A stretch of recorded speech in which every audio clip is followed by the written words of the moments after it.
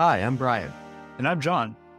and we're hosting the Pioneer Park podcast, where we bring you in-depth conversations with some of the most innovative and forward-thinking creators, technologists, and intellectuals. We're here to share our passion for exploring the cutting edge of creativity and technology, and we're excited to bring you along on the journey. Tune in for thought-provoking conversations with some of the brightest minds in Silicon Valley and beyond. Okay, so we have with us today Avi Fein. Avi is the founder of Meebo, which is a platform for building personalized chatbots. Prior to that, he was a member at South Park Commons and previously worked at Neva and YouTube and Google. Avi, welcome to Pioneer Park. Thank you. Great to be here. Yeah, welcome. Good to see you. So we've been having some conversations prior to this, which I think at some point we all realized, we should probably turn on the microphones just so we can begin to capture some of this. And I think we were just on the topic of talking about how to master chat and really like some of the challenges of chat. So first, can you just tell us a little bit about Meebo? Sure. So Meebo is a platform where we build chat bots out of creators of various topics. We look for people who are usually like experts in a certain thing and really have proactively shared their knowledge. And then on the other side, there's people who trust them and want to connect with them to get almost like one-on-one advice for recommendations, for questions that they may have, where so much we're going to, I would say, Instagram and TikTok and YouTube nowadays as being the place that we want to get knowledge out of and we want to get information from. But those are still static and distant in many ways, where they're not relatable to you. They can answerably connect with things that you're interested in, and we want to break down those barriers and really use chat as an interface to make it interactable, such that you can have conversation and go into the depths of both you and how it connects to that person and their knowledge and their content as well. Cool. So I guess something that's really top of mind, I think, for a lot of people right now is ChatGPT. Differentiate. Tell us how Meebo is different than just run-of-the-mill vanilla ChatGPT. Yeah. It's interesting because we started working on this before ChatGPT even came out. But Very hipster of you. Yeah. But I would say the foundational ideas and principles actually cut across even the post-ChatGPT world. In that, one, what we wanted to do was break apart knowledge to not have it be a monolith anymore. And if you looked at what a lot of people experienced with the web and the internet today through products like Google and now ChatGPT, it's relatively generic. You get the same answer independent of who you are. Like if you do a Google search, if you do a ChatGPT like Q&A, we're all going to get the same thing back. And our belief is that it's a much more delightful and not only that, but like trustful experience when you can blow that up and go into the distribution of different perspectives and different niches of knowledge, where someone's going to have a slightly different take than person A versus person B on a whole slew of things. And so for us, it's how do you take some of the technology that ChatGPT is good, but apply it to the diversity of human perspectives and knowledge in many ways. I think the second part that we build on that's beyond ChatGPT is playing with the idea of how do you use the technology to extend people versus replace them. And a lot of what people talk about in AI now is like these virtual assistants, which are just supplicants of like humans, where it's like, oh yeah, we've trained on 1 million of you, and now this can do what all 1 million of you can do. Like you should just use this one like AI bot. And that's true for art. It's true for now ChatGPT and knowledge of like, why would you talk to anyone else but ChatGPT? It knows the entire internet. And I think what goes unsaid in those things is that when you do that, you lose the integrity in the nuance of all those individual people and all the individual relationships and the trust even that you may have in that. And it becomes, not to go back to the same idea, but this like monolith of just the average across everything. And what we want to lean into is the individual, and is like the personal, and it is the idea that we are all unique in our way, and like how can AI extend us to give us superpowers versus just act as like a replacement of us all. So when you talk about that uniqueness, certainly in the first comment you were saying, unlike ChatGPT, we want to be really personalized. How are you able to achieve that? I think it starts with people. And I like when we said before what Meebo is like, our building block, our atomic unit was an individual creator. Was it as someone on YouTube, and really it's actually cutting across these. It's like the person as they're represented on YouTube, TikTok, Instagram, and even their website. Like that is like your identity. And so we started with the identity as being the atomic unit and then build up from that. And the philosophy behind that was that you can capture their unique perspective and their unique point of view, and then make that accessible and shareable with the world. And by doing that, you can maintain this like boundary, so that it's no longer like the aggregation of them plus 10 others who are like them, and then you actually lose the texture and you lose the nuances of like their experience of the world. And you also then, from the other side as a user, know who you're talking with, and you can have a trusted relationship versus being like, you have to take this leap of faith with ChatGPT that what they're saying to you is the authoritative truth of the internet. We're like, we're in a post-truth world. What is the truth of the internet? Yeah, it brings to attention some of the interesting issues. A lot of the complaints about ChatGPT and related products have been that they hallucinate, that the things that they spout so confidently aren't facts, which I think has been a warning sign for a lot of people. But it is also true that the perspective of an individual creator is also not necessarily a fact. So I'm curious to hear your perspective on two angles. One is the ability to take a creator's perspective and actually represent that faithfully. Like, how do you ground your technology in the actual perspective of creators?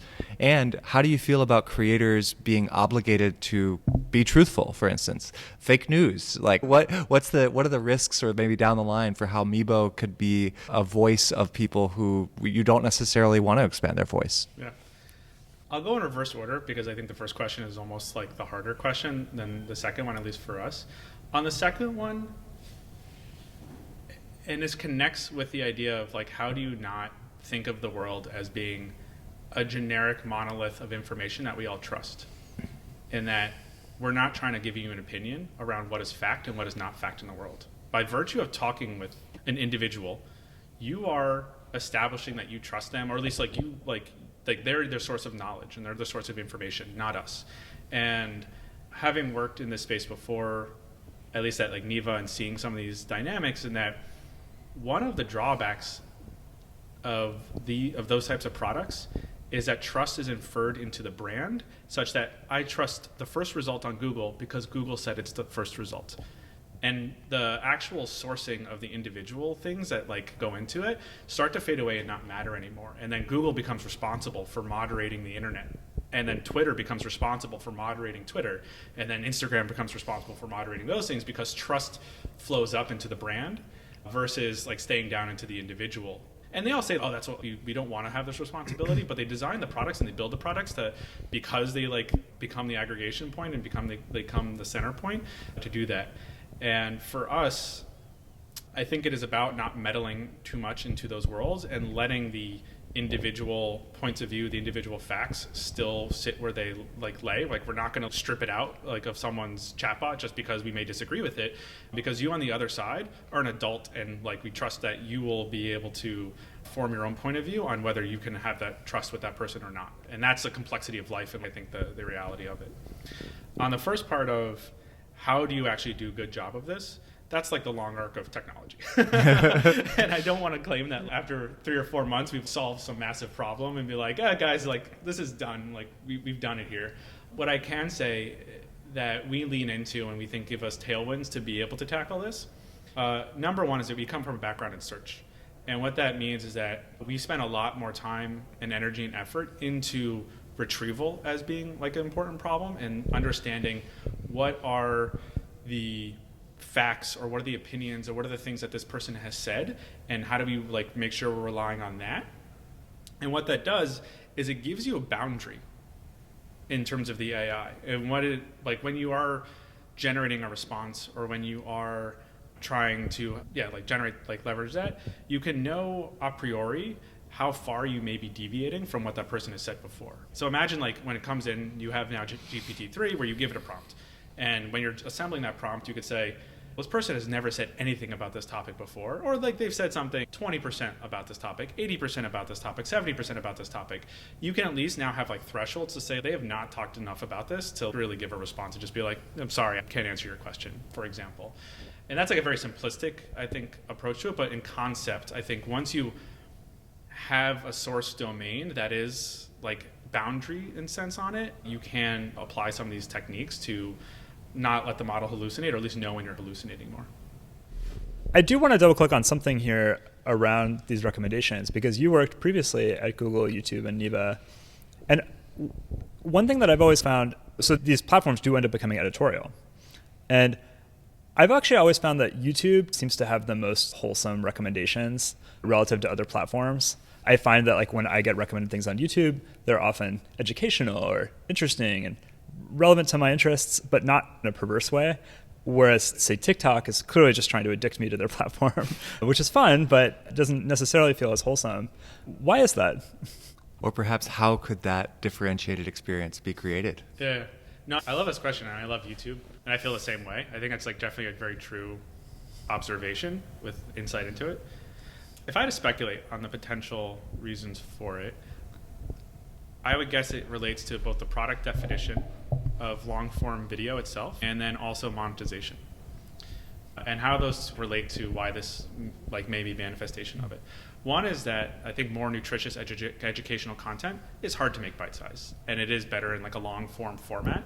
And I would also guess intuitively that the people who want that type of content don't want it to be like overly reductive and to be like this like hot take TikTok type of thing where they're interested in going deep and actually like learning about this thing, which is not well suited to those short form bite-sized types of like platforms. And so I think there's just a natural product definition that causes more of those things to flow into YouTube, or it's a better fit for both the audience who are, like want to engage with it and for the content itself in many ways.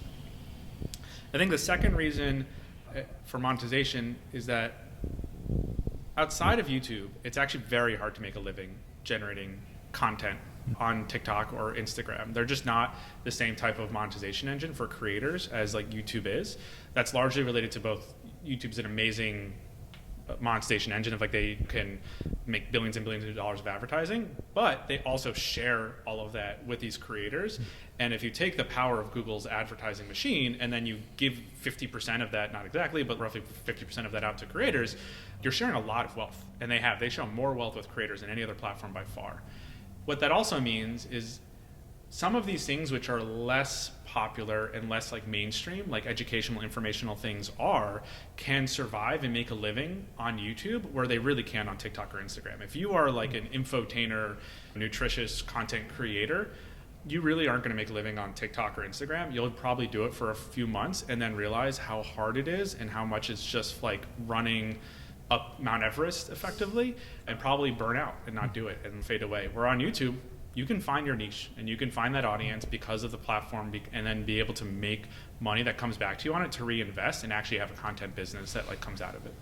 What allows for YouTube to be that platform in a way that Instagram is not? Both of them have enormously high user counts. I would imagine that the kind of number of crevices and interests that one can fall into are just as deep on all of these platforms.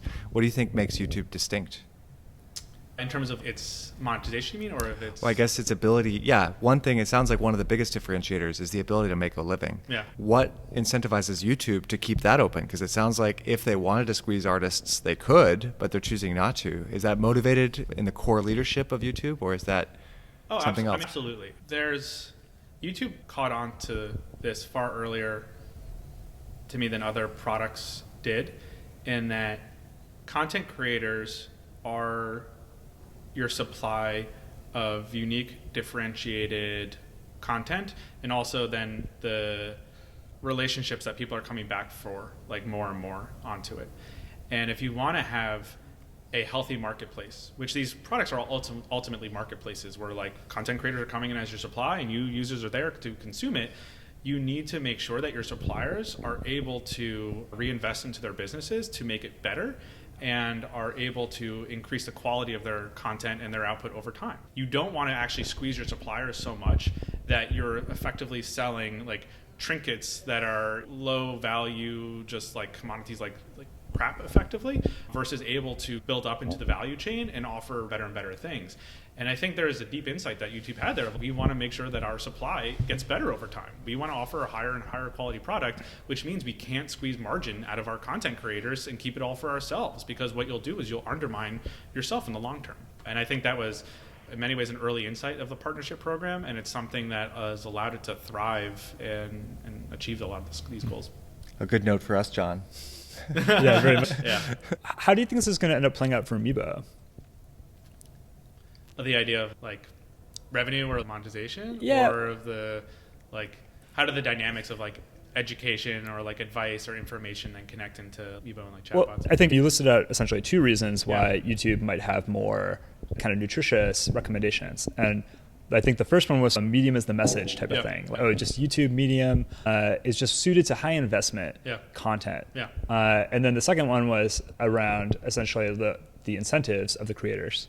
So as Meebo expands out, what's going to be the character of Meebo, and how are those two elements going to play out? Yeah, I think it's no surprise that when I talked about before around where we're starting is in the more of like expert and advice area. And the reason is that we say medium is the message, right? And that we got really excited by chatbots and chat agent conversations in this context because it allows you to go into the nuances and into the one-on-one and the personal. And that is like where the medium shines of chat. And I would actually like then juxtapose this against ChatGPT. Where it does really bad is as a chatbot.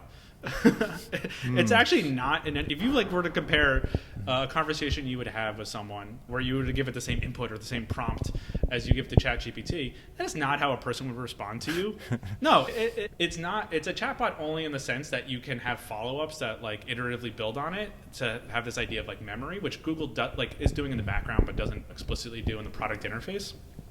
But I think what is really exciting about chat and about dialogue, which we were talking before, is in the back and forth, and it is in the nuance and the details to say, hey, Brian, tell me specifically like what you've learned here, what you've done so far, and how can I apply my specific knowledge into that? And to me, the medium of chat is very much like about you both working together to strive to those goals, and it could even be just getting to know each other better as well. I think on monetization, we're a typical startup of build an engagement and build a successful engaging thing first and then monetize it. I would say in the spirit of the product and of the company, in the spirit of me, if we can monetize, oh yeah, we're sharing that with creators. We're sharing that with people on the other end because the exact same reasons that I said, and just in the fundamental values that these are the people who are the authors, are the creators, and the ones who are the thriving suppliers of the product. Like in me, like I see them as like the blood of these products. And we haven't talked about Neva yet, but even one of the reasons I went to Neva was feeling that products like Google don't value the web, and they don't value the free publishing that everyone gives them as a supply of the web, and they are extractive at the end of the day, and they act as like a gatekeeper and a toll really for discovery and for connecting with those people. And it just was contrary to what to me felt like sustainable, equitable ecosystems that have like fairness and have the idea of rewarding people for good content built into them. We're now going through this massive wave of interest in generative AI. It's a huge sort of hype cycle. We're talking about products that can be built off of this and products that can be based on this, basically grounded chat that represents somebody. Where do you think this current wave is overhyped? Where is it overpromising? And where do you think there's potential to where it's, oh, there's an unexplored direction in this way?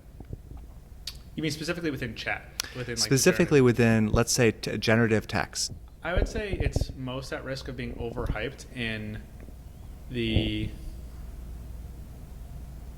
deep domain use cases. And we were talking about this before. I think there is a risk that it's overhyped in like B2B, where everyone wants to flock into, because typically B2B businesses are like money-making things that investors love and other people love and stuff like that.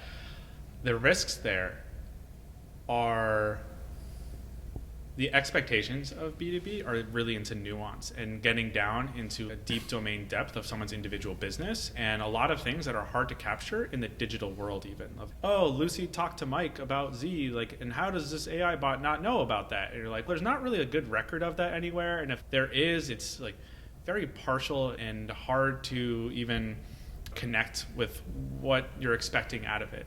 And I would say in the workplace, people I think will have different expectations, and those of these AI agents, and those expectations will be hard to live up to given the information available, and I think the difficulty in accessing even all of that information in different warehouses and places that it lives in unstructured ways in the messy world that like a business is.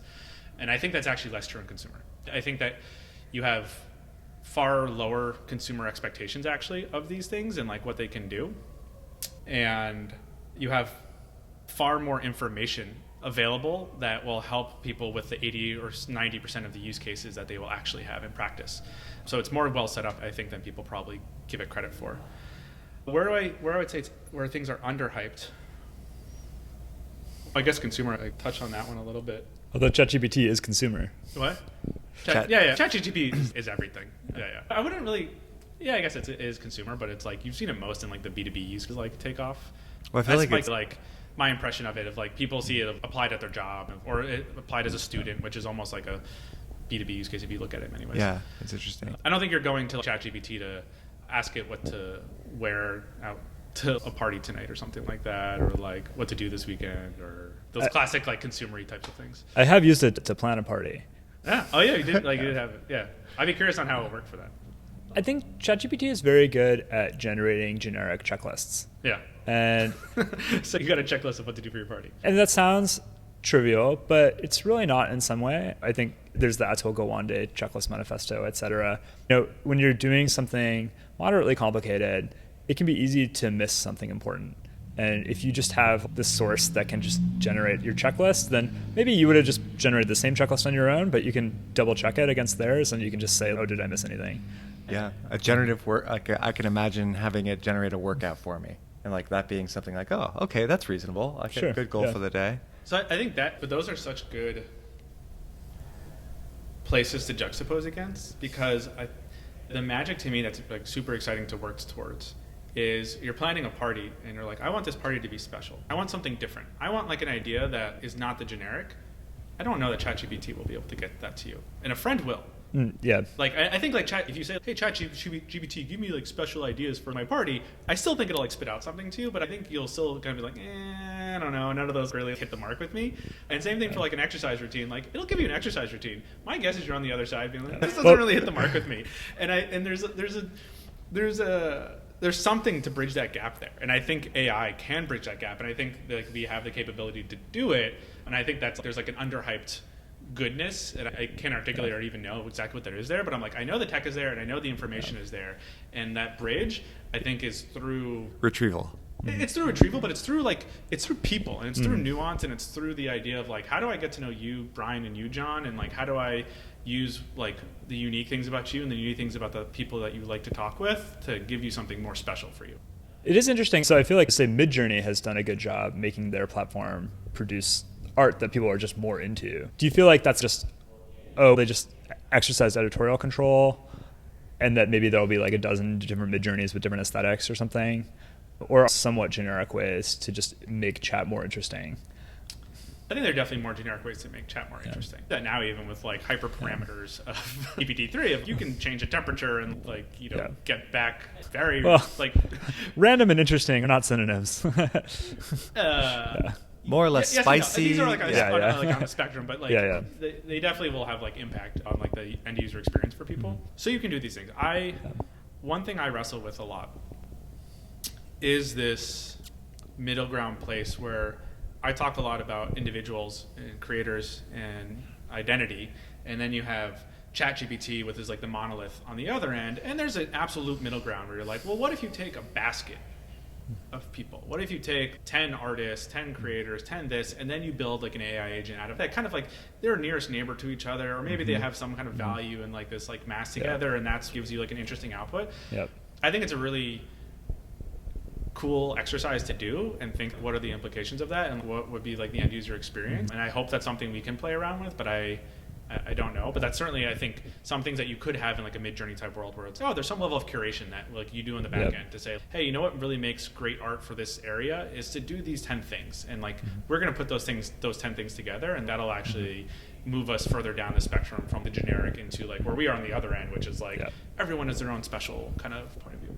One of the dynamics I think that's interesting is just how bland ChatGPT is, and that's done intentionally. It's very unopinionated, intentionally politically neutral or driven to be politically neutral, and any sort of risque content it shies away from, any sort of attempts to basically address preemptively the AI safety concerns. Yeah. But the result, I think, is a consumer experience that lacks luster in a lot of domains, that lacks color, that may not be appropriate for a lot of purposes. It's boring.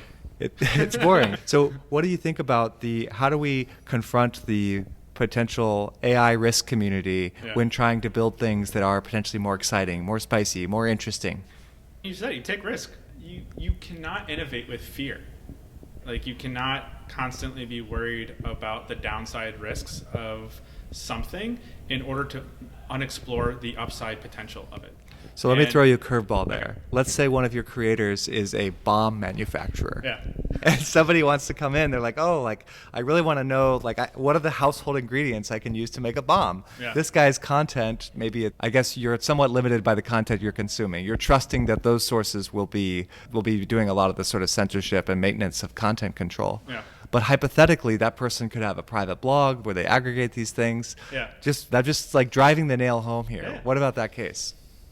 I'll actually push back on it in that I think that case is less exemplary because you don't do anything that's going to break the law or cause like extreme outcomes like that, like where you can have people end up in harm or death or things like that. And those are actually very easy policing types of things where it's, yeah, we're not going to do things that like break the law or enable people to easily break the law. There's a lot of other like nuanced stuff in between there of misogyny and hate and just like meanness that I think is harder to reconcile with, but I think in that case at least is like more straightforward.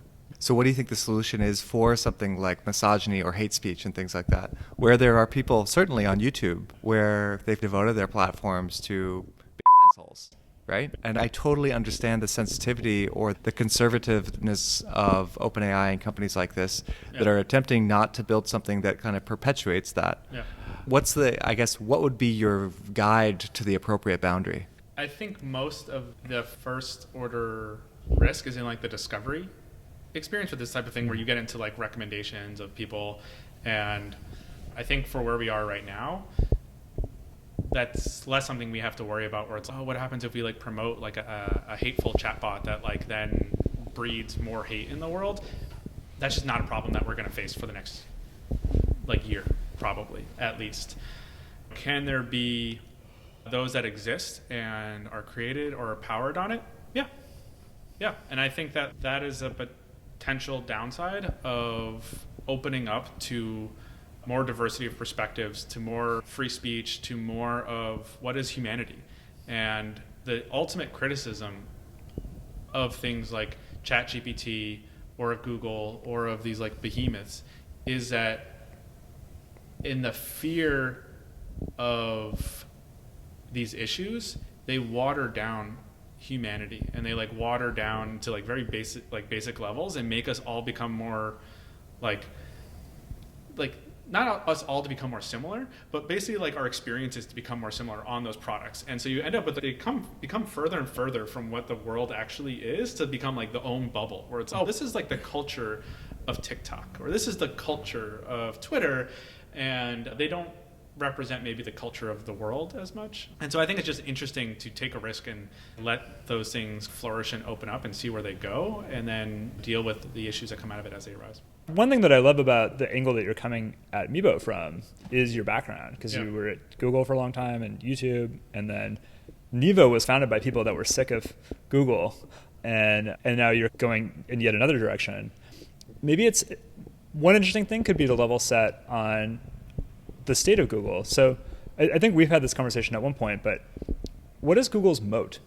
They have multiple moats that are incredibly powerful. The first one is distribution, and that one of the hardest problems for any company, any startup, especially in the consumer space, is just distribution. How do you like easily reach your end customer at scale for like very efficiently and things like that? And the most effective way oftentimes to do that is to be pre-installed / the default of something that already has distribution. And Google very early on was the default for Safari. And then they very smartly took advantage of the wave of mobile and now own 50% market share for Android, where they are the default through very like many OEM agreements as the search provider. And they very smartly have Chrome, where they are the default for it and able to use their own browser as like their distribution. And overcoming that alone is a very hard hill to climb and is very independent of the quality of your product. Like you could build something that is 20%, 30%, 50% better than Google, you won't overcome the distribution gap there as a startup. You really need to be 10x or have some smart, unique angle around like why you can penetrate the market in a way that someone hasn't thought of before. But beyond that, from a product standpoint and technical, if you actually want to go rebuild Google and you think you can solve distribution, there's two other modes that they have. One is slowly getting torn down, which is, I'll actually end on that one, but the second one is the crawl of the web. They have the entire web content, but not only that, but they have it annotated with structured information about everything there. So they can say, oh, this web page is talking about these people, this location, these topics. Imagine if you had that for anything, where you could just run a query and say, hey, find me all of the web pages that are about this place or about this person or about this idea. That's incredibly, you can't do that today. Yeah. There are thousands of millions of businesses spend millions of dollars crawling the web and trying to extract information out of it in order to create a sliver of what they have as just like a baseline default for retrieval and for other fancier feature building. And then the third one, which is eroding now, has been their feedback loop in terms of like ranking, and that they have query click pairs. So you know that when people do this search, that they will click this result in this website, and that is the most relevant website to them, which can act as a feedback loop into ranking for you, and also is very virtuous and just you can effectively leverage that for things like memorization, where it's just, oh, I've seen this query a million times, so like the next time I see it, not only do I not even need to like do retrieval anymore because like I know exactly what someone's going to click on, but I can now even do fancier things because I understand a lot more in depth in that I've known that these words are associated with these like pages and these topics and things, so I can build an AI system on that as well. I think on that one, that's where we're seeing the biggest kind of disruption with embeddings for relevance and ranking, for example, and also with LLMs, which have, in many ways, like intent understanding and have content and knowledge baked into them that you don't need to necessarily go rank for the world's web to be able to get the answer out of it. I was actually curious about your take on embeddings. So one kind of thing that I've had to explain to people about embeddings is that they represent the semantic content of a document. And something that's magical about Google that's not included in those embeddings is that intent isn't the same as semantic similarity.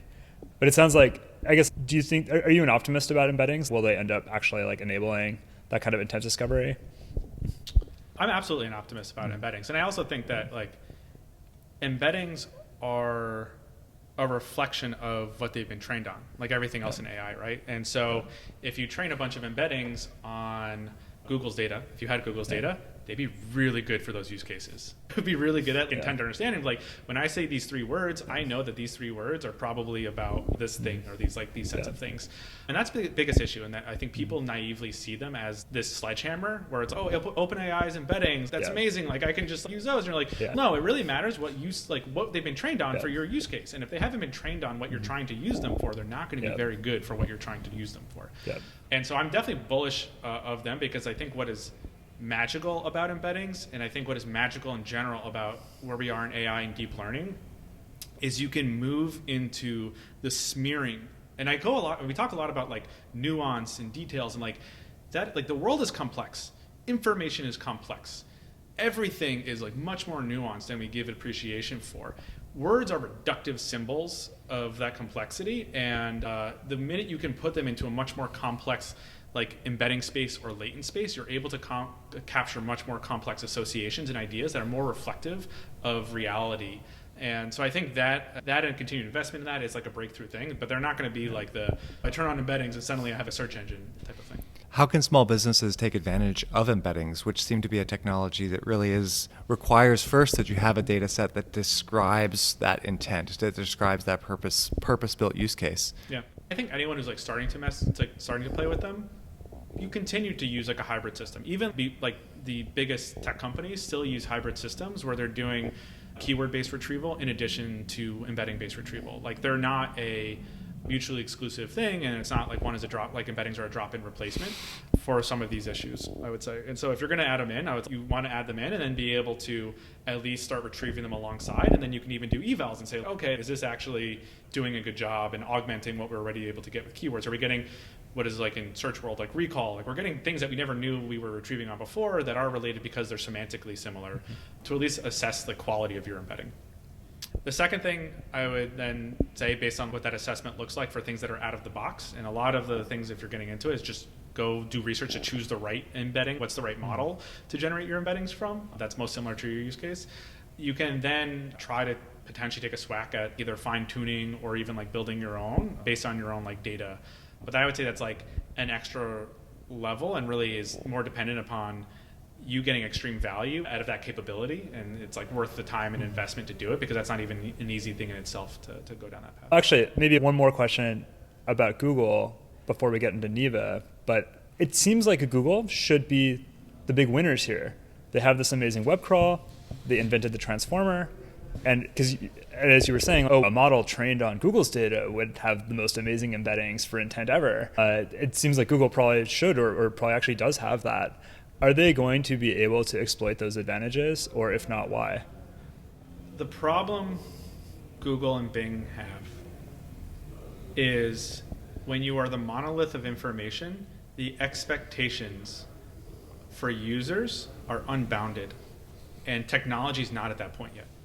I don't care how good your data is. I don't care how good your AI is. Like, we've all seen the fail cases of Bing. We've all seen the fail cases of ChatGPT still, and like these other things, especially when you're talking more about facts and knowledge. And when you take that product concept of being like, this is just a universal chatbot that like has all of the world's knowledge into it that you can trust, and then you put that into a corporation which has $1 trillion on the line, that is not set up for success. That is because the amount of risk that you have in revenue that is introduced by this vector, which is uncontrollable and isn't ready for prime time, makes it very hard for you to actually take advantage of the wave. It is, said another way, it is the innovator's dilemma. They are at the crossroads of the innovator's dilemma, where the risk for them of innovating is so high that it's hard for them to even get started there. And like the closest they can do is do very quiet behind the scenes things, but at the same time, they're getting just lambasted in the PR sphere for not doing the big things. And you're like, the tech isn't there. Like, the people who can take risk and the people who can take this didn't produce a good output are the startups, are the people who have nothing on the line. I don't have $1 trillion to lose. People can go and have a terrible experience with any chatbot, and it's really painful for me, but it's not going to put an entire company at stake. And I think Google faces that type of dilemma in practice as one. The second thing I would say outside of that, they have an absolute leg up from all of technology, data, all those other things side. Chat experiences are not the same. It is not a drop-in replacement. People's query behavior, super ambiguous. It is very generic itself. Google has actually taught you to use few and fewer words over time. You're less expressive in search than you once were a decade ago. And the reason is because they've gotten so good at intent understanding, where it's like, hey, when you put these two words in, 70% of the time you probably mean this, and then 30% of the time like you'll do a refinement on your search, or you'll do follow-ups, or you'll get to what you want anyway. Yep. Chat, from what we said, is almost the exact opposite, where people are much more expressive of their needs and much more expressive of their desires, and the shape of that data and the shape of the product and everything that comes out of it is actually to be quite different than even what Google has. And that is proved. No one, I think, has good quality real chat data for having a conversation like around a topic like you would with a friend. Yeah.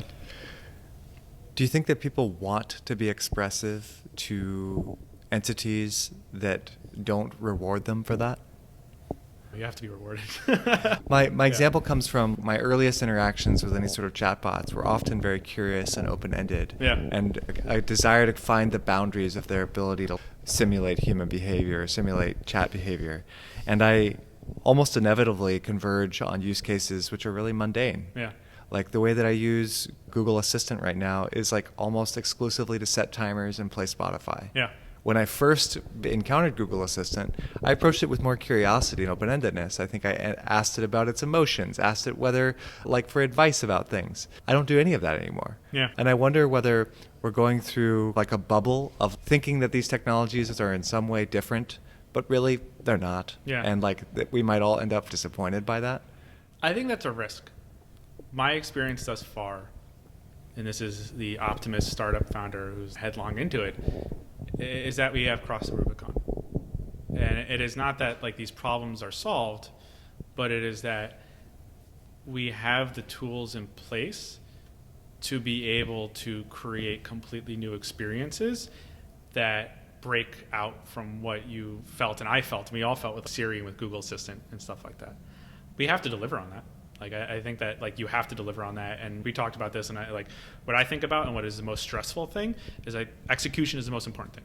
Execution is the most important thing, and how do you simultaneously execute in building out a delightful, magical product while you're still flying the plane at the same time, and you need people to use it, and you need to go to market, and you need investors to believe in it, you need users to believe in it, you need to build faith in it along the way.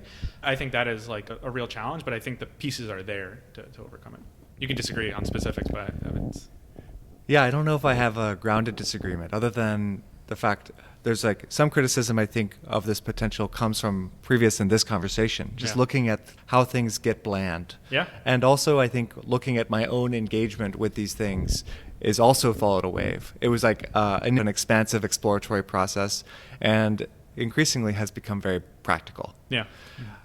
I also want to counterweight that opinion with the observation that companies like Replicant, I can't remember Replica, which is produced basically AI romantic partners, went through this massive wave of interest, but I think they maybe have just discontinued a product or something like that. There was some controversial news recently. Yeah, we were saying this before, like the most popular use case that I've seen from like data for chatbots is around like adult and intimate interactions in NSFW. Like the data points that say that is if you look at searches and queries where like what are people actually looking proactively for a chatbot? Generally, it's that, which is not all that surprising. Like the top search term on YouTube is like porn. The second one is prawn. The same thing for Google. Like adult content leads innovation oftentimes. And so Replica, that was a huge use case for them. And like they turned off like the explicit, I think, part of the capability. And I think the same thing was true for... There was another startup that was like doing something similar where they also had the same disabling capability. I feel like there's a giant theory all around how this stuff will play out. And I don't think the Google Assistant generic bland, even if you inject personality, but like your assistant now has personality to it, I don't think that's like the starting place for interactions with AI and for interactions with AI agents. It's very hard for me to make that leap beyond the people in tech who are like very interested in playing with these things and like the leading edge, but for the average day person where you say, oh, this is actually like a thing that will be used by people you and I know that are in different fields than tech, so to speak. And I think the likely entry point for those experiences, probably more like productivity, utility, more like we're actually getting value out of it. That or the very extreme end where you can get into more of the like fun / like emotional, empathetic type of things. And that's like talk therapy, those and some other fun experiences, I think are like ends of the spectrum where it'll start and then it'll be who's fastest to converge to complete the rest of it. I did want to follow up on what you were saying about Google's moat and then what Neeva was trying to do. Certainly one challenge that you listed for Google is that, they're just the incumbent and have innovator's dilemma. And it seems like Neeva probably shouldn't have that since they're early enough stage. What's up with Neeva? Are they gonna win? What's their strategy? How's it going? I'm no longer there, so I can only say what sure. I as of course. know as like an outside observer. No, they absolutely have a ton of opportunity in front of them, and I'm really excited for that team. They just launched, I'll give them a hype for their own product. They just launched an app called Gist, which has AI basically baked in throughout it. It takes a query and then on the fly assembles an Instagram-like story that summarizes that topic or whatever you're looking for as an example. And I think one of the real advantages that they have is that they have a corpus of the web. They have that crawl. They're an incredibly strong team, so they have annotations and references and stuff on it to know what that crawl is about. They have the power of AI. I think a lot of the challenge for them will be around the product and positioning and like how do you find the entry point and how do you find the wedge and what is the experience that wins and what is the audience and product that actually gets you there.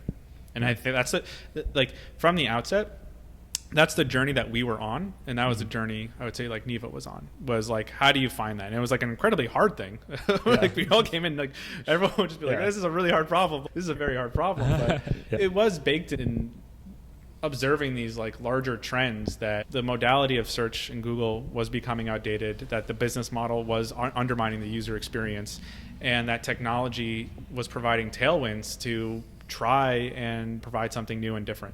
Building up to there is not fast or easy. Building out your own crawl thing to go get the internet is not an easy feat. But at this point in time, they have all of those tools at their disposal, and I think it's just blue skies in front of them to take advantage of it. And how's Meebo going to find a wedge? We're in the same bucket, but less. Yeah.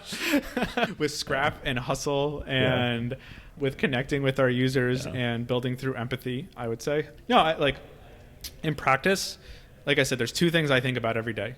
Number one is how do we iterate and build a high quality product experience? And I think the path to that is mostly getting data as much as possible and through revs to understand how can we create the most delightful chats and conversations possible. Yep. And I think number two is how do we bridge the gap while we're building that to get people on and trying it and using it who are partners to us and believe in the vision along the way that allow us to build up to there. And those are the two things that I think about most. And then everything else is just an input of like, how do you make that possible? Avi, we like to finish our interviews with a recommendation. Yeah. So it could be a movie, a book, a poem. It's just something that you would like to share that's been like on top of mind for you recently. This is not a great recommendation, I'm sorry. But it is both connected to what we've talked about and what you said before. I find a ton of inspiration from Westworld. From Westworld season 1 and season 2. Just only watch those and assume that the rest is unnecessary. I would say if you haven't seen it and you're interested in this area, I think they did a wonderful job exploring the topics that we've talked about. And the reason that is that they very much explored what does AI look like in a diverse world without a monolith. And they do that simultaneously, and it gets worse like as they go on because they have this like Rehoboam, like they have this like central AI, which is like the overall seeing like singularity. But at the end of the day, what they're taking is that you have consciousness through individual, unique, diverse representations of AI. Like it's like a chatbot, but every person there's no singularity. There is no, John and Brian and Avi, we're all using the same AI model like behind the scenes. And I think their exploration of that and how the second and order and third order side effects of that in many ways is wonderful. And I think it very much like to me connects with what I find inspiring about technology and where we're at more than anything. Cool. Thanks for being part of Pioneer Park. Yeah, thank you for having me. This was a wonderful experience. Hopefully I didn't talk your ear off too much and it was somewhat interesting. Just the right amount. Perfect. Thank you.